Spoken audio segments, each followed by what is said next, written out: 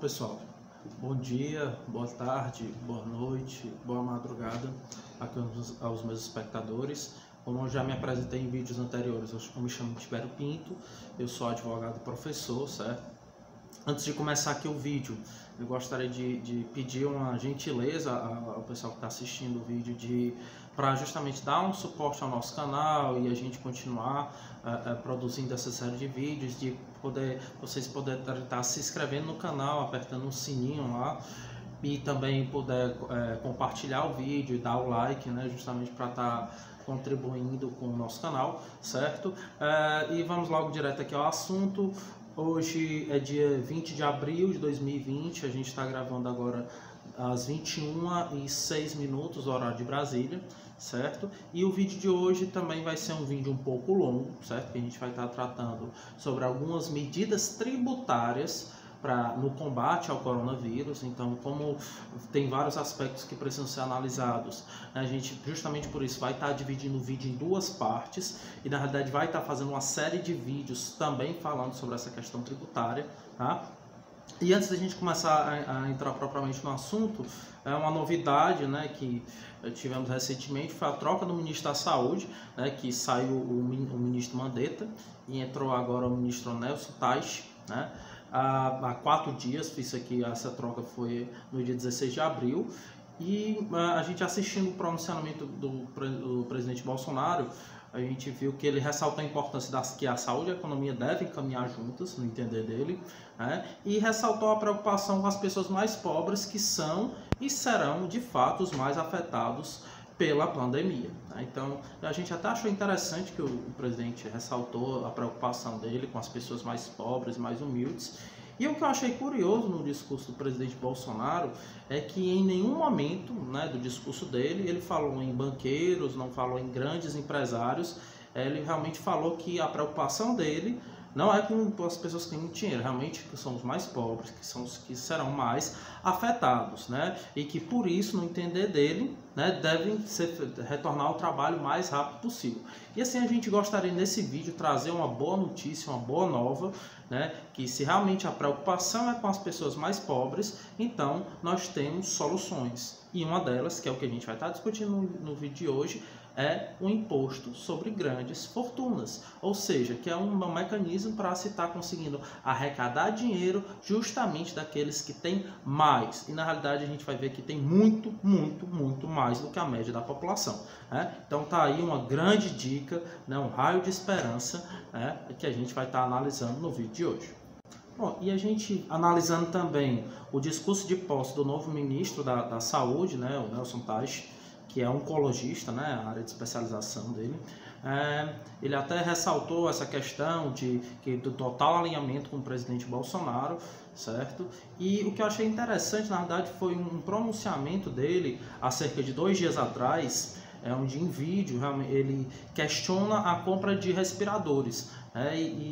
O questionamento dele era justamente o que é que você vai fazer com eles depois, né? Quando ele indagou conjunto numa palestra que ele estava dando a investidores da área de saúde. Então a gente até parabeniza aqui o ministro, né, que realmente ele não está nem pensando no presente, no agora, ele já está pensando no futuro, né? O que é que você vai fazer com os respiradores depois? Realmente não importa muito se agora eles vão salvar vidas ou não vão, né? Não importa realmente se eles são muito necessários no momento. Realmente ele já está muito lá na frente, pensando no futuro, o que é que vai fazer depois, sem nem, né, pensar nas necessidades do momento.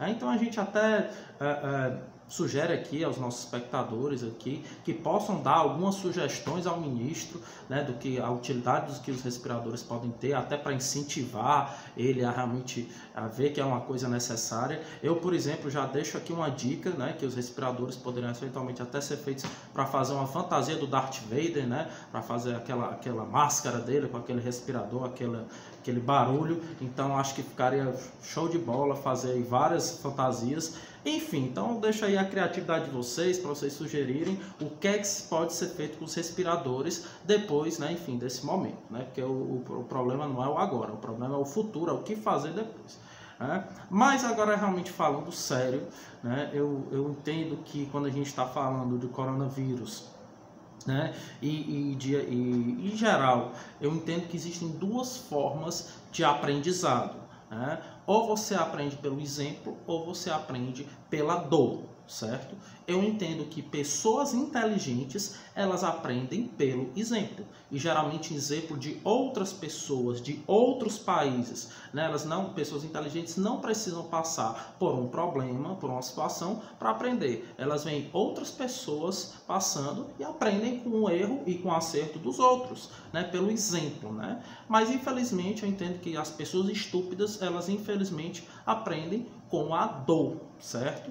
Então, e é o que a gente está vendo que, principalmente quando vai aumentando o número de casos, vai aumentando o número de mortes, e quando a gente vê que morre alguém próximo, né, aquilo que inicialmente era uma estatística, né, apenas um número, né, num quadro, num gráfico, isso vira sofrimento, isso vira dor pessoal. E eu sinceramente espero que não seja essa a regra, né, que a gente não precise esperar via dor, via perda, para que a gente possa aprender e fazer o dever de casa. Bom, isso aqui é a minha opinião sobre o assunto. E o que eu achei interessante também, o secretário de Saúde da Bahia, que ele fez uma proposta que eu achei curiosa, no mínimo, que ele propôs um termo de renúncia a leitos de UTI e respiradores para quem apoia o relaxamento social. Eu achei até uma proposta bem interessante, para falar a verdade. E eu acho que isso aí, essa proposta dele, a gente consegue até dividir em dois grupos as pessoas que são contra o isolamento social. Existem aqueles que são os Nutella e existem aqueles que são raiz, né? Para mim, aqueles que são contra os Nutella dizem, vamos voltar a trabalhar, mas se eventualmente ficar doente, ela quer o seu respirador, né? Não, eu quero voltar a trabalhar, mas se der problema, eu quero meu respirador, né? Mas aqueles que são os raiz, né, que são realmente raiz, é aquele que realmente vai assumir o risco da sua postura, né? Quer voltar a trabalhar, quer voltar à atividade, mas se ficar doente, renunciar a leito, renunciar a respirador, realmente vai assumir o risco. E realmente eu acho que a gente deve debater, né, sobre essas questões. Agora, eu particularmente só aceito debater com quem for raiz, né, aqueles que realmente renunciar ao leito e renunciar à máscara. E realmente, porque esse aí está comprometido com a causa de ser contra o isolamento social. Bom, então fica aqui a nossa dica. E para a gente estar fazendo a análise dessa questão, que não é uma questão fácil, realmente é uma questão complexa, né, que demanda uma análise e uma compreensão do problema do nosso sistema tributário, de finanças públicas, certo? Eu acredito que a gente primeiro tem que colocar bem o problema, né? O que é que a gente se propõe a tratar, o que é que a gente se propõe a enfrentar. O problema, no nosso entender, é esse. Nós precisamos de recursos para combater a epidemia, e isso a gente já falou em vídeos anteriores. Nós precisamos de recursos, de medicamentos, nós precisamos de testes, nós precisamos remunerar bem os profissionais de saúde que estão e os profissionais que trabalham em serviços essenciais para estar no combate, para construir hospitais. Então, tudo isso demanda recursos, né, verbas públicas, para combater a epidemia. Então nós precisamos de recursos e também precisamos manter o dinheiro no bolso das pessoas, principalmente das pessoas mais pobres, aquelas mais necessitadas, né? Justamente, a gente não pode combater um coronavírus e deixar as pessoas morrerem de fome, não. A gente precisa sim combater o vírus e manter um dinheiro no bolso das pessoas, principalmente os mais pobres, para que tenham dignidade, né? E possam consumir, não morram de fome, né? Então, isso é um problema delicado, certo? E a gente vê que as finanças, primeiro ponto, as finanças públicas vão sofrer muito com as medidas de contenção do coronavírus, porque vai ser demandado investimento público, né? Essa necessidade maciça de investimentos públicos, certo? Que inclusive a gente já comentou em vídeos anteriores, né? Na verdade, no vídeo anterior, sobre a PEC do orçamento de guerra, que é a PEC 10 de 2020. Inclusive, ela foi já aprovada em segundo turno no Senado, e o texto voltou para a Câmara, na Câmara Federal, certo? E para analisar justamente as alterações que foram feitas no Senado, certo? Então a PEC do orçamento de guerra ainda está tramitando, certo? E que justamente a ideia, como a gente já falou no vídeo, é desvincular, né, os recursos e as despesas que vão ser necessárias ao combate do coronavírus do orçamento da União para facilitar, né, a disponibilização dessas verbas, certo? E a gente percebe também a necessidade de revisão da proposta de reforma tributária que tramita no Congresso Nacional. E a gente vai estar em outro vídeo explicando um pouco mais sobre a proposta de reforma tributária e por que ela precisa ser revista, certo? Porque a proposta base, ela se baseia na ideia de simplificação tributária, que eu acho que é uma ideia interessante e necessária, simplificar o nosso sistema tributário, reduzir, né, enfim, porque nós temos muitos tributos que às vezes são redundantes, né? Então a gente poderia pegar vários tributos e transformar numa coisa só, né? Simplificando, reduzindo, enxugando, certo? E uma das principais propostas é a criação do IVA federal, né, que estaria substituindo vários tributos, e a gente vai deixar isso para analisar num vídeo específico, certo? Mas o que a gente percebe aqui que esse é o problema, né? A questão da necessidade de recursos públicos e a pergunta que a gente vai se propor a tentar responder, que não é uma pergunta fácil, né?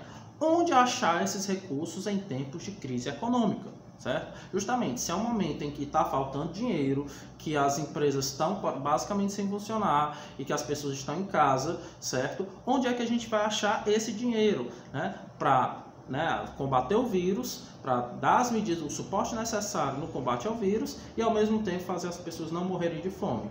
Então, justamente aí a gente vê essa que se encaixa, essa nossa proposta do imposto sobre grandes fortunas, da criação desse imposto, que já tem previsão constitucional, certo? Que aí a gente vai estar analisando. E eu entendo que, na realidade, o grande problema, né, na verdade, a grande questão do imposto sobre grandes fortunas não é nem tanto você fazer contas. O imposto sobre grandes fortunas compensa ou não compensa? Realmente vai gerar um incremento na arrecadação? Não é uma que a gente vai ver que não é uma questão tanto de contas, que a gente vai provar aqui que realmente a quantidade de recursos que pode ser gerado pelo imposto sobre grandes fortunas é muito grande e poderia estar fazendo frente e até com sobra às necessidades financeiras do coronavírus. A questão principalmente que eu vejo, como a gente falou, a gente entende que não é nem tanto falta de fazer contas, é falta de coragem, né, de ter alguém, de líderes políticos que assumam o risco e assumam, que deem a cara a tapa de mexer nos interesses do grande empresariado. Até porque isso aqui é mais uma questão de interesses econômicos dos grandes empresários, dos banqueiros, do que qualquer outra coisa. Bom, pessoal, então, justamente tendo esse problema em mente, essa pergunta em mente, né, de onde a gente vai conseguir achar esses recursos, que a gente vai estar desenvolvendo essa série de vídeos que vai tratar das medidas tributárias para o enfrentamento da crise, certo? E a cada vídeo a gente vai analisar uma proposta, uma medida tributária específica, certo? E no vídeo de hoje a gente vai estar tratando do que é o tema do nosso vídeo, é a análise da viabilidade da instituição do imposto sobre grandes fortunas. E como a gente já comentou um pouco antes, a gente vai estar dividindo esse vídeo em duas partes, até porque vai ser um vídeo longo, certo? Até para a gente conseguir fazer a análise necessária para demonstrar a viabilidade do imposto sobre grandes fortunas. E os tópicos que a gente vai estar tratando no vídeo são basicamente 3 tópicos. Primeiro, analisar os principais problemas do sistema tributário brasileiro, certo? Que a gente vai ver que o nosso sistema tributário tem muitos problemas, é um sistema complexo, é um sistema burocrático, é um sistema ineficiente, né, e retrógrado, e realmente não é de hoje, e que tem muito, e a gente vai estar analisando isso, que vai ser principalmente nessa primeira parte do vídeo, a gente vai focar na análise dos problemas do sistema tributário brasileiro, e na parte 2 do vídeo a gente vai analisar propriamente o imposto sobre grandes fortunas e até a lista dos top 20 bilionários do país, né, que a gente vê que o Brasil é um país onde tem uma desigualdade econômica absurda e tem muita gente com muito dinheiro, certo? E que a gente vai ver que só tributando os top 20 ou até os top 10 dessa lista já teria recurso para combater o coronavírus durante muito tempo, que é a nossa proposta, certo? Agora, o que eu acho interessante, e sempre que a gente vai falar sobre criação de novos tributos, como é o caso da criação do imposto sobre grandes fortunas, eu acho que é sempre um assunto meio espinhoso, é um assunto problemático, certo? Principalmente quando a gente está no cenário de crise econômica. Então, por isso que é interessante a gente analisar bem essa questão, certo? Por exemplo, a gente teve há um tempo atrás o problema da CPMF, que era a Contribuição Provisória sobre Movimentação Financeira, certo? E que a ideia da CPMF era justamente conseguir recursos para a saúde pública, certo? E particularmente eu era contra a CPMF, porque na realidade a CPMF ela era meio que uma falácia, certo? Porque o que eu acho interessante, por ela ser uma contribuição provisória, certo? Toda contribuição, por natureza, ela tem que ter uma destinação específica. Então, no caso da CPMF, a destinação específica seria o quê? A saúde pública, né? Custear, né? Trazer recursos para a saúde pública. Mas o grande problema da CPMF é o que acontecia. O dinheiro que era arrecadado pela CPMF, ela não complementava o orçamento da União que já estava disponível. Não, o que acontecia era o seguinte, vamos dizer que em um determinado ano você arrecadasse 40 bilhões com o CPMF. O que o governo fazia, né, a maioria das vezes, era pegar aqueles 40 bilhões e jogar para a saúde e pegar os 40 e pegar, assim, era substituir. Então, e pegava os 40 bilhões que anteriormente estavam na saúde e usava para outra coisa. Então, você pegava o dinheiro da CPMF e jogava para a saúde, e se fosse 40 bilhões, tirava 40 bilhões que antes era para a saúde para fazer outra coisa. Né? Então, isso acabava sendo uma falácia, porque o dinheiro, no final das contas, você arrecadava e acabava colocando em outro lugar. Certo? Então, por isso que eu acho que a CPMF não cumpriu a finalidade dela, que era realmente uma finalidade interessante, mas foi desvirtuado o propósito e o dinheiro, no final das contas, não acabou indo para a saúde. Então, por isso que eu acho que sempre é problemático quando a gente fala em criação de novos tributos, porque às vezes a ideia pode até ser boa, mas a prática, né, não é bem executado e o objetivo não é atingido, certo? Agora, o que é que eu entendo, certo? Sobre qualquer novo tributo que possa vir a ser criado. Primeiro, esse novo tributo ele não pode, em hipótese alguma, recair sobre a população mais pobre, nem sobre as micro e pequenas empresas, micro, pequenas e médias empresas, certo? Então, em hipótese alguma, você pode onerar mais, né, colocar mais encargos para as pessoas pobres, para os trabalhadores de menor renda e para as micro, pequenas e médias empresas que já estão sobrecarregadas de tributos, de obrigações, certo? E eu, inclusive, na verdade, eu defendo que deve ser feita uma desoneração da carga tributária para as micro e pequenas empresas e ampliação do limite de isenção do imposto de renda. Então, na verdade, quem tem menor condição, na verdade, deveria ter uma menor carga tributária, certo? E você onerar mais aquelas pessoas que têm maior capacidade contributiva, que é o que a gente está propondo. Né? Então, seguindo aqui. Então, os problemas do sistema tributário brasileiro, que a gente vai estar analisando. Primeiro, nosso sistema tributário, ele é parece um monstrengo, né? Porque ele é grande, complexo, ineficiente, ele sufoca o setor produtivo. A gente vai estar analisando que realmente ele é contraproducente, ele atrapalha o sistema produtivo, né? E atrapalha investimentos e ele atrapalha a geração de novos negócios, inclusive de novos postos de trabalho, certo? Porque ele recai principalmente na cadeia produtiva, no sistema produtivo, que é justamente o que gera em renda, emprego e desenvolvimento do país. Né? Quando ele deveria recair mais sobre o patrimônio e a renda, ele recai mais sobre o consumo e a produção. Né? Então, por isso que ele é um sistema que ele não promove o desenvolvimento, na verdade ele trava o desenvolvimento, certo? E eu acho até interessante uma frase aqui do Jean-Baptiste Colbert, que era o ministro de Finanças do rei francês Luís XIV, né, na época da França iluminista, que ele tem uma frase até bem curiosa, que ele dizia: a arte da tributação consiste em depenar um ganso de modo a obter a maior quantidade de penas com o menor volume possível de grasnito. Né? E agora, se a gente for tentar imaginar, ilustrar essa imagem, o ganso é o contribuinte, os trabalhadores, né? Enfim, quem está produzindo, os empresários. Né? E o governo, nós somos o ganso, e o governo está lá puxando as penas. Né? E ele disse que entende, tinha essa frase, que a arte tributária é isso, é você arrancar as penas desse ganso de maneira a fazer com que ele sofra o menor possível, arrancar a maior quantidade de penas com a menor quantidade de guincho, de graça. Né?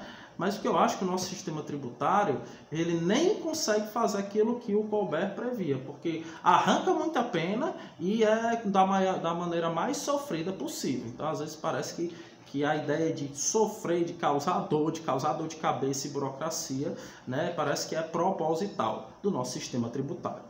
Bom, pessoal, então a gente vai começar a adentrar aqui nos problemas, nas minúcias dos problemas do nosso sistema tributário.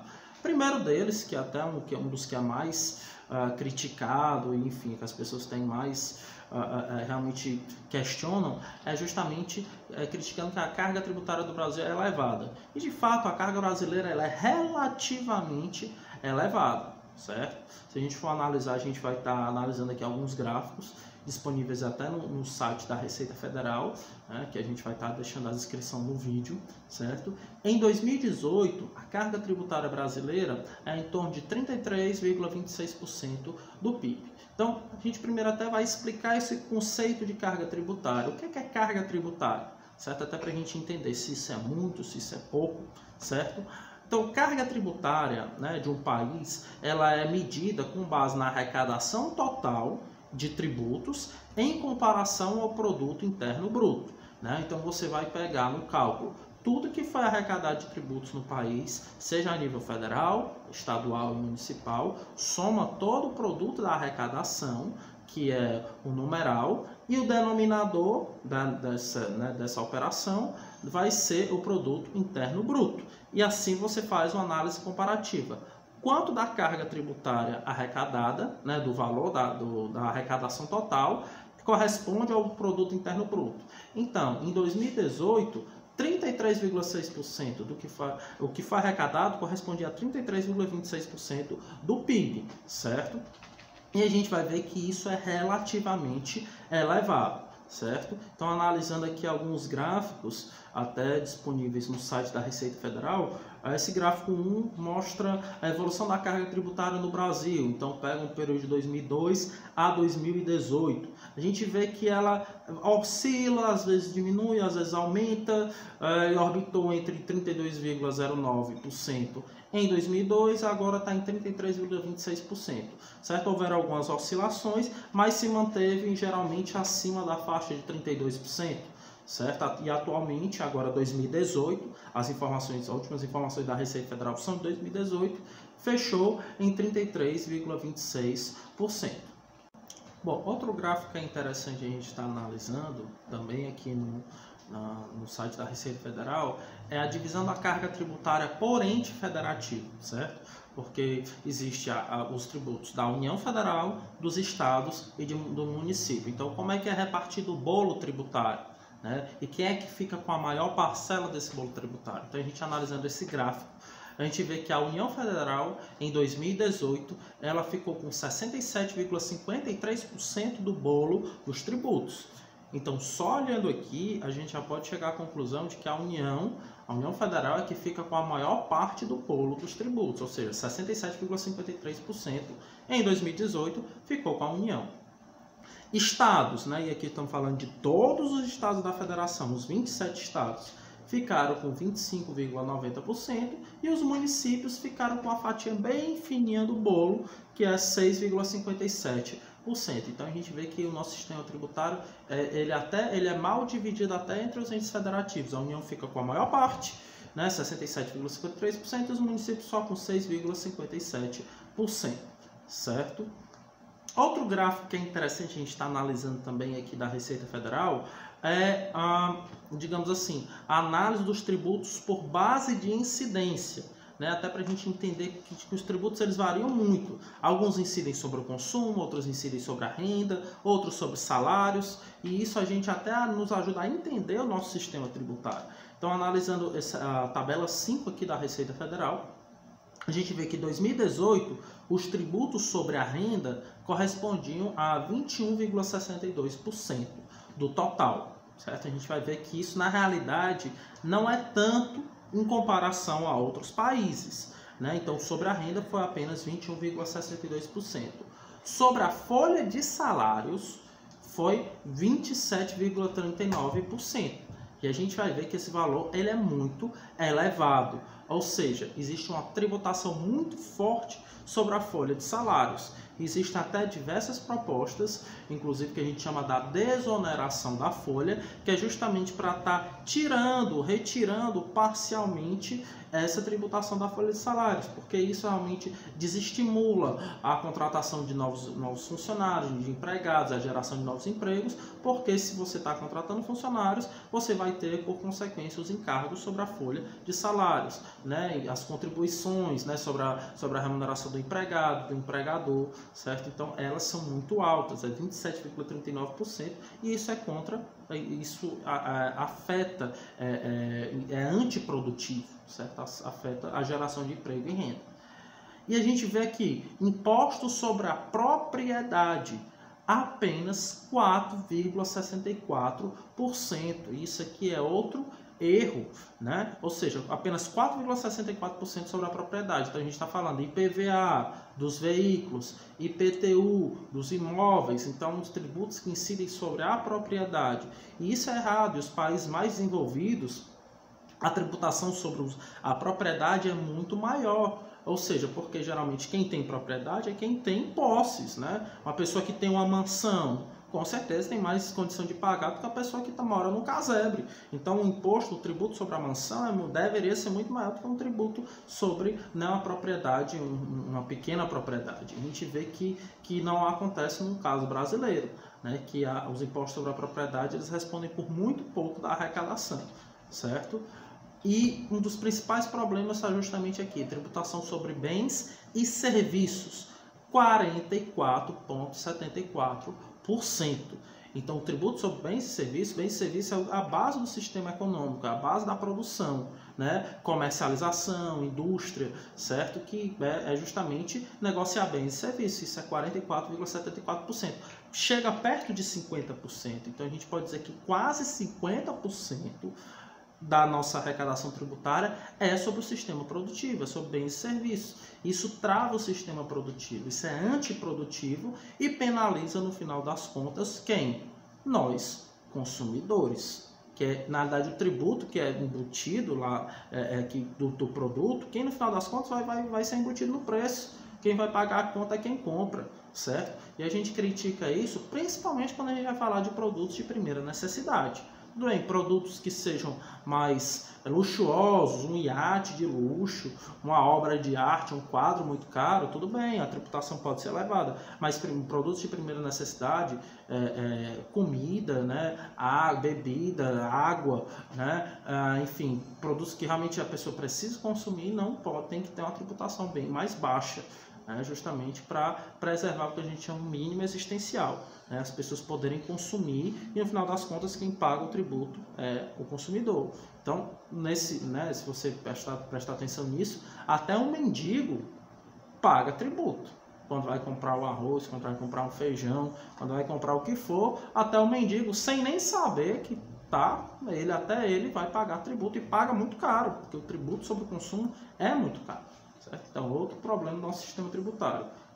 Imposto sobre transações financeiras, aqui a gente tem o IOF, basicamente, é só 1,6%, certo? Então, a gente analisa aqui que a nossa carga tributária ela é muito mal distribuída. Recai muito sobre o consumo, recai muito sobre a folha de salários e pouco sobre a propriedade e pouco sobre a renda, certo? Em comparação com outros países.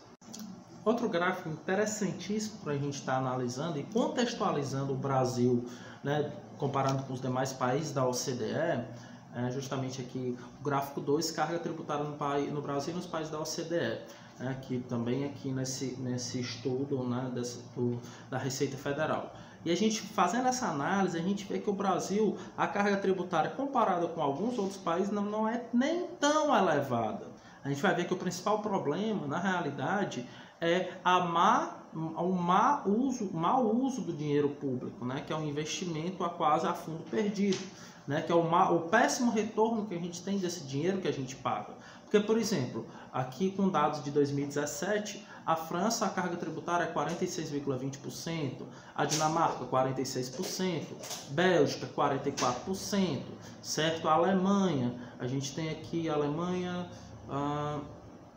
cerca de 37,5%. Então, vários outros países tem uma carga tributária muito mais alta que o Brasil, a Itália, a Áustria, a Grécia, a Holanda, né, muitos países europeus, certo? Inclusive, a média da OCDE é 34,2%. O Brasil, se a gente for ver, né, com essa média de 33 e 26, está abaixo da média da OCDE, certo? Que não é tão abaixo, né? Porque tem outros países que cobram muito menos, por exemplo, os Estados Unidos cobram 27,1%, está um pouquinho abaixo do Brasil, né, e outros países. Mas o que a gente vê é que o grande problema do Brasil não é nem tanto a carga tributária, que tem muitos países que cobram muito mais e a média da OCDE é bem maior. Agora, o problema que a gente vai ver é, primeiro, a má distribuição, certo, da nossa carga tributária e o péssimo retorno que a gente tem em relação aos tributos que a gente paga, certo? Então, é justamente o que a gente vai falar a esse ponto, é o baixo retorno para a população quanto ao dinheiro pago. Ou seja, tem até um ditado que a gente costuma dizer, quem paga mal, paga duas vezes. E aqui no Brasil, né, pagar tributo é uma forma de, entre aspas, você está pagando mal. Por quê? Porque, infelizmente, quando você tem uma carga tributária, né, que deveria custear saúde, educação, né, transporte público, né, enfim, e às vezes você paga tributos para isso e você tem que tirar do seu próprio bolso para pagar uma educação particular, você tem que tirar do seu próprio bolso para pagar a saúde e você tem que tirar do seu próprio bolso para ter um carro, combustível, porque o transporte público não é lá de qualidade. Então, infelizmente, o problema do Brasil é o baixo retorno que você tem com os tributos. Você acaba pagando duas vezes, né?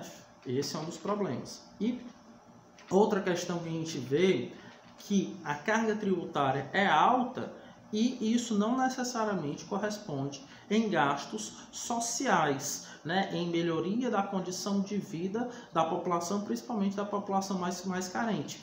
E a gente vai ver que um dos índices econômicos que medem isso é o que a gente chama o índice de Gini, certo? Que ele é uma medida de desigualdade, certo? Para a gente entender como é que esse índice funciona, né? O coeficiente de Gini, que também é chamado, é um número que varia entre 0 e 1, certo? Onde 0 corresponde à completa igualdade, certo? Então seria um cenário em que todo mundo recebe o mesmo salário, que todo mundo é igual, recebe a mesma coisa, que é um cenário ideal, que na prática não existe em nenhum canto do mundo, certo? Então 0 seria a completa igualdade e 1 seria a completa desigualdade, ou seja, onde uma pessoa recebe todo o rendimento e as demais nada recebem. Então os dois extremos são situações hipotéticas que não existem na prática, mas aí a gente vai analisando os países em relação a esses dois extremos. Ou seja, quanto mais próximo de 0, maior a igualdade. Quanto mais próximo de 1, maior a desigualdade. E a gente vê que o índice do Brasil está mais para a desigualdade do que para a igualdade. Então isso revela muito que o nosso sistema ele é muito desigual, né? A arrecadação ela não se reveste em benefícios para a população, certo? Então, até de acordo aqui com alguns pesquisadores falam, o Brasil ele precisa inverter essa pirâmide tributária, certo? Tributar menos os mais pobres e mais os que têm mais condição, os mais ricos, os mais abastados, certo? Inclusive, eu cito aqui uma frase do Marcelo Medeiros, que ele é economista, sociólogo, pesquisador do IPEA, professor da UNB, que é uma referência em estudos nessa questão de desigualdade, que ele tem uma frase muito interessante, que ele diz: não faz sentido ter responsabilidade fiscal sem ter responsabilidade social, certo? E os últimos governos, a gente vê que tem uma preocupação em responsabilidade fiscal, em austeridade fiscal, em cortar gasto, né? Mas que estão totalmente dissociados da questão de responsabilidade social. Só estão vendo os números, só estão vendo os gastos, não estão vendo realmente os benefícios para a população que são necessários. Certo? Então você não pode analisar essas coisas de forma sem uma coisa não pode ser independente da outra, principalmente no cenário atual, que isso fica muito mais claro, que é necessário sim ter investimentos sociais, ter investimento em saúde, principalmente quando a saúde se torna uma questão urgente, no caso de uma pandemia. Aí que a gente vai ver o quanto a saúde é importante, né? Que a maioria das pessoas fala isso, saúde em primeiro lugar, né? Todo mundo valoriza a saúde, mas infelizmente o governo e nós, inclusive, só valorizamos a saúde quando nós a perdemos. Né? A gente só acha que saúde é importante quando a gente está doente, quando a gente está sofrendo, e isso a gente vê não só a nível do governo, como nós, né, também enquanto cidadãos. Bom, então a gente conclui com base até nessa frase do professor Marcelo Medeiros, é que o sistema tributário ele alimenta a desigualdade. Certo? Nosso sistema tributário, ao invés de combater a desigualdade, na realidade ele fomenta a desigualdade, né?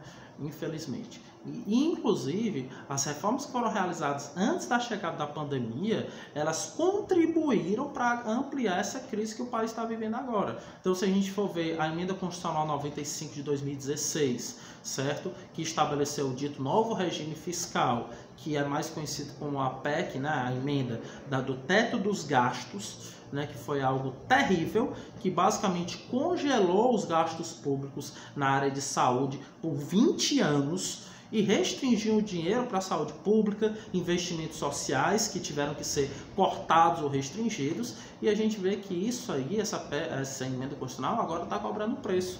Né? O sucateamento da saúde pública por esse teto de gastos, pela realmente ter restringido esses gastos, agora está cobrando preço. Agora que a gente precisa de hospitais, a gente precisa estar investindo em saúde, né? Como é que a gente vai fazer isso com um sistema público sucateado propositalmente, né? E de forma maliciosa e de até de má fé, certo? Então está aqui um dos grandes problemas. Nosso sistema tributário, ele é contra o desenvolvimento, ele é contra a igualdade, certo?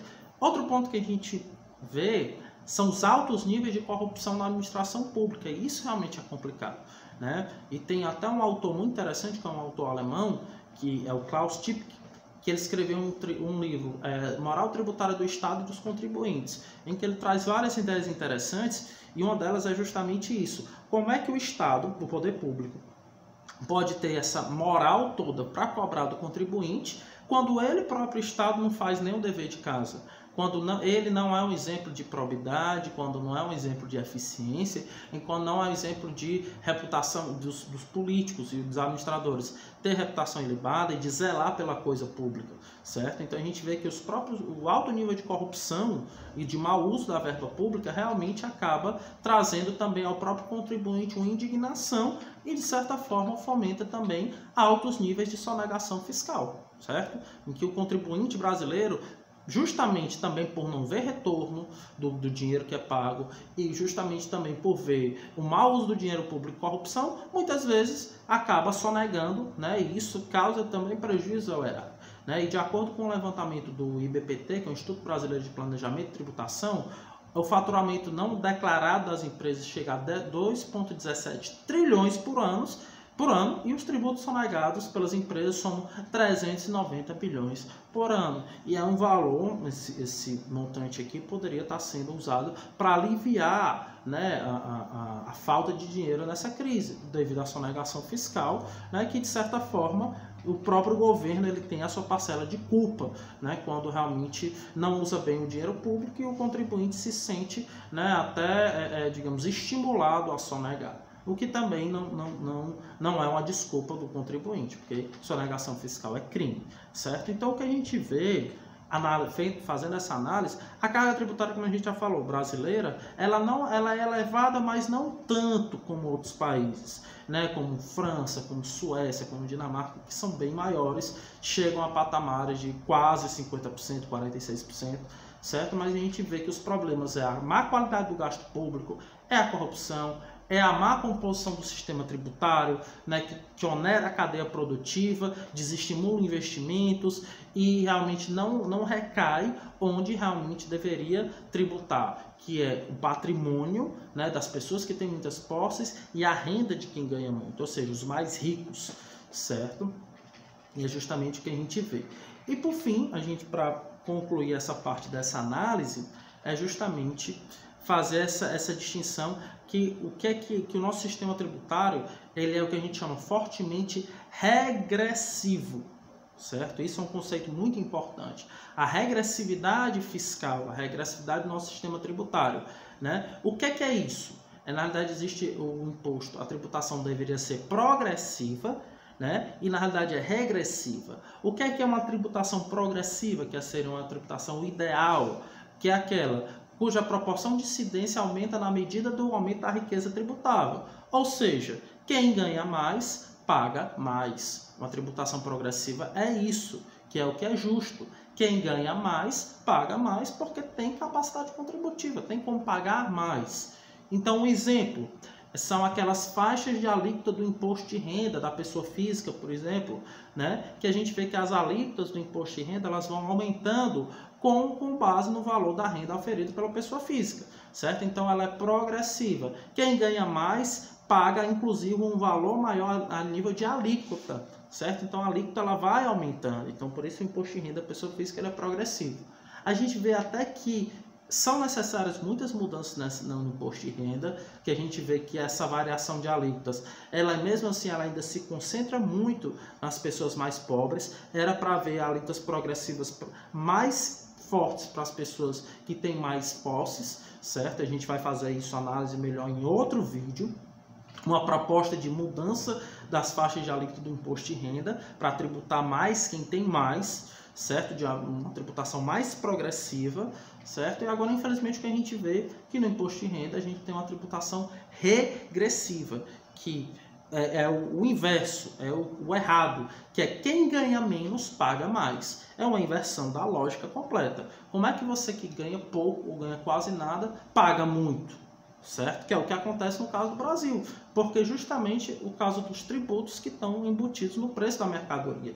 Então, um pobre, quando vai comprar um arroz, vai comprar um feijão, vai comprar um óleo de cozinha, vai comprar itens que você precisa para sobreviver, tem tributo lá dentro, mesmo sem você saber. Então, você que é pobre, que tem pouco dinheiro, está pagando muito sem saber. Certo? Então, por isso a gente vê que a tributação é regressiva. Quem tem pouco, paga muito. E quem tem muito, paga pouco. É uma inversão completa. E por isso que uma coisa dessa não tem como dar certo. No caso do Brasil. Certo?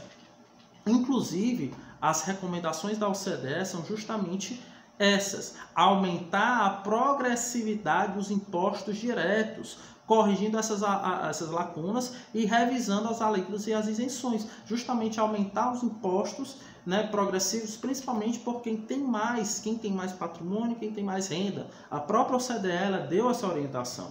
E reconsiderando o teto sobre as contribuições previdenciárias pagas pelos empregados, certo? Então, justamente para evitar diminuir a carga tributária sobre as contribuições dos empregados, do trabalhador. O item 2 da recomendação da OCDE, priorizar o aumento do Bolsa Família e outras políticas no âmbito do programa Brasil Sem Miséria, né, em comparação com o gasto previdenciário. Então, outra recomendação é justamente ampliar programas sociais, para justamente dar condição de renda, nível de renda e condição econômica para as famílias mais pobres. Isso não sou eu que estou falando, é a OCDE, que é a recomendação da própria OCDE. E ampliar a educação pré-escolar e melhorar sua qualidade com mais treinamento e supervisão dos educadores. Combater a evasão escolar mediante a redução das taxas de repetência e aumentando a flexibilidade e a escolha das disciplinas do ensino secundário. Ou seja, a OCDE, né, que está recomendando que o país precise investir em educação básica, educação pré-escolar, precisa melhorar a qualidade para justamente reduzir essa baixa instrução, esse baixo nível até de compreensão da realidade que o brasileiro, em média, tem, certo? Então, pessoal, aqui a gente encerra essa primeira parte do vídeo da análise do sistema tributário brasileiro, que a gente vê que é um sistema complexo e é um sistema que realmente desestimula o desenvolvimento, desestimula o progresso e que, por isso, contribui para aumentar a desigualdade, certo? E na segunda parte do vídeo, né, que já que a gente só falou de coisa ruim aqui nessa primeira parte, vamos tentar dar uma luz, né, de esperança, né, um raio de esperança na segunda parte do vídeo, falando sobre a proposta de como a gente pode estar conseguindo verbas para investir em saúde pública, né, tributando de quem tem mais e quem realmente pode pagar, certo? Então até a segunda parte do nosso vídeo. Forte abraço a todos. E não se esqueçam de se inscrever no canal e de dar o like no nosso vídeo.